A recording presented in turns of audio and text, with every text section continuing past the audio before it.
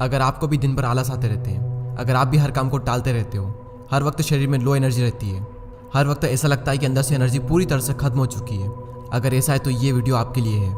देखो, थोड़ा बहुत आलस तो सबको आता है, वो कोई बड़ी बात नहीं है, वो एक नेचुरल प्रोसेस होती है।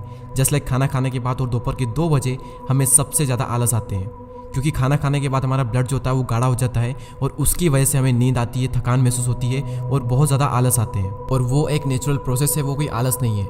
और उसी तरह दोपहर के 2 बजे भी हमें सबसे ज़्यादा आलस आते हैं और वो भी एक नेचुरल प्रोसेस होती है। तो इसके लिए मैंने ये वीडियो नहीं बनाया है, लेकिन अगर हर वक्त आलस आते हैं, हर वक्त नींद आती है, किसी भी काम को करने में मन ही नहीं लगता, तो ये वीडियो आपके लिए है। देखो, हमारे आलस के पीछे कुछ कारण होते हैं और उन्हीं कारणों के बारे में आज की इस वीडियो में हम बात करेंगे और उसी के साथ सॉल्यूशन पर भी।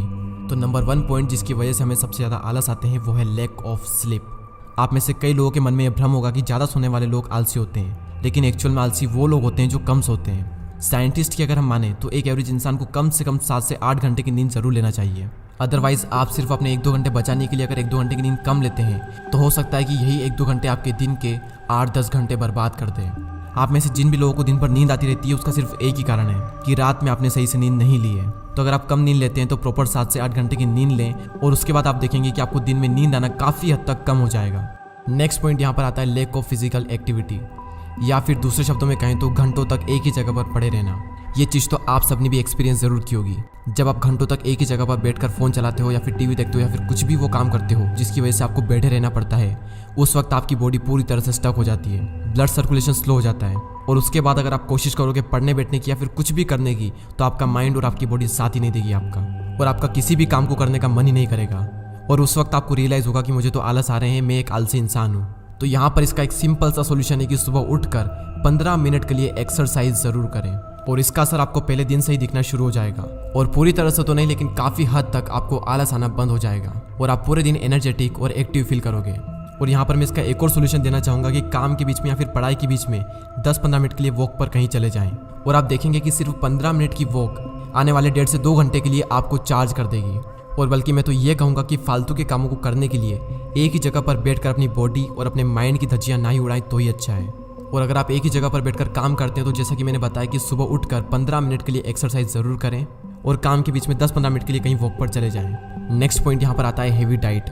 जैसा कि मैंने वीडियो के स्टार्टिंग में कहा था कि हर इंसान को थोड़ा बहुत आलस तो आता ही है खाना खाने के बाद में और एक दोपहर के वक्त, लेकिन खाना खाने के बाद में कितना आलस आएगा ये इस बात पर डिपेंड करता है कि आपने कितना खाना खाया है और जो भी खाना आपने खाया है वो खाना कितना हेवी है। और अगर बहुत ज़्यादा तेल, घी और मैदा वाला खाना आपने खा लिया तो 3 से 4 घंटों के लिए तो आप भूल ही जाओ कि आपके अंदर एनर्जी आएगी।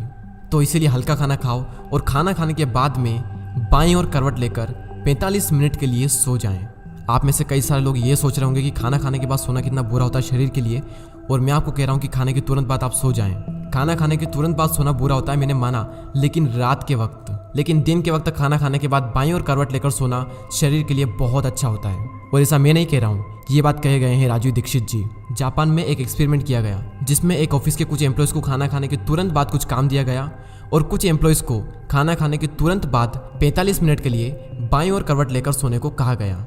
और इस एक्सपेरिमेंट के बाद जो रिजल्ट निकला वो कमाल का था। जिन एम्प्लॉयज़ को खाना खाने के बाद रेस्ट दिया गया उनकी प्रोडक्टिविटी, क्रिएटिविटी और एनर्जी का लेवल काफ़ी हद तक हाई था एज़ कम्पेयर टू उन एम्प्लॉयज़ के जिन्हें खाना खाने के तुरंत बाद काम करने को कहा गया था।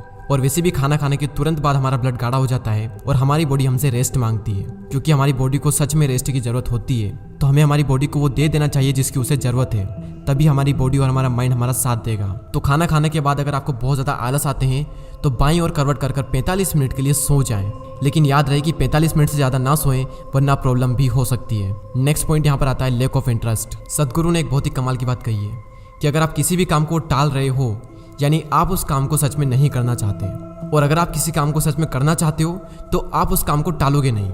जब भी आप वो काम करते हो जो आप नहीं करना चाहते तो आप उसे टालते हो। तो आप उस काम को कर ही क्यों रहे हो जिस काम को आप नहीं करना चाहते? वही काम करो ना जिसमें आपको इंटरेस्ट है। तो ना तो उस काम में आपको आलस आएंगे और करने में भी मज़ा आएगा, और ना ही आप उस काम को टालोगे।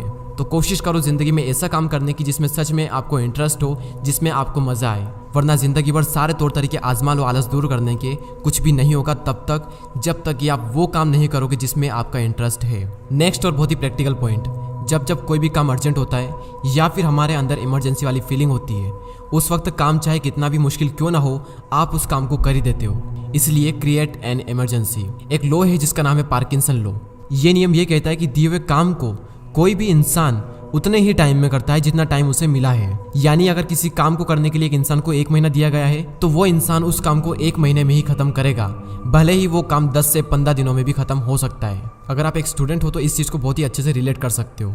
हमें हर साल पता होता है कि फरवरी मार्च में हमारी एग्जाम है, एग्जाम में बहुत टाइम होता है, लेकिन असली पढ़ाई हमेशा जनवरी के महीने में ही स्टार्ट होती है। आपको ये देखना है कि जो भी काम आपके पास में है आप उस काम को कम से कम टाइम में कैसे फिनिश कर सकते हो, क्योंकि किसी को नहीं पता कि हमारे पास में कितना टाइम है। कई लोगों को ये लगता है कि उनके पास में तो बहुत टाइम है। इंसान की सबसे बड़ी गलती है ये सोचना कि उसके पास में टाइम है, इसलिए जो भी काम है उसे पहले ही कर लो। लास्ट बट नॉट लीस्ट, हमारी एनर्जी लो होने का सबसे बड़ा कारण हम अपनी एनर्जी को फालतू के कामों में लगा देते हैं और फिर मेन वर्क को करने के लिए हमारे पास में एनर्जी ही नहीं बचती।